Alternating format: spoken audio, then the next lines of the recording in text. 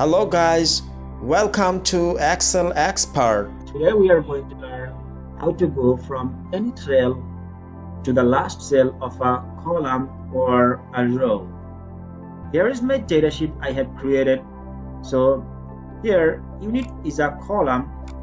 Here if I want to go to the last cell of the column, so what can I do? I can go manually. If I want to go manually, I have to scroll and scroll. This is really time consuming and boring. So I can use a shortcut to go to the last cell.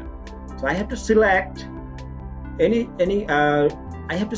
cell of the column, and then I have to hover my mouse over the downward of the cell and double click the mouse, and there we go.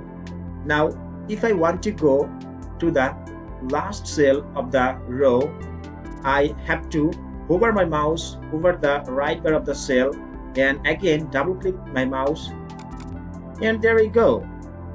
Thus we can go from any cell to the last cell of a column or a row. If you are interested to my videos, you please subscribe my channel. Thanks for watching the video.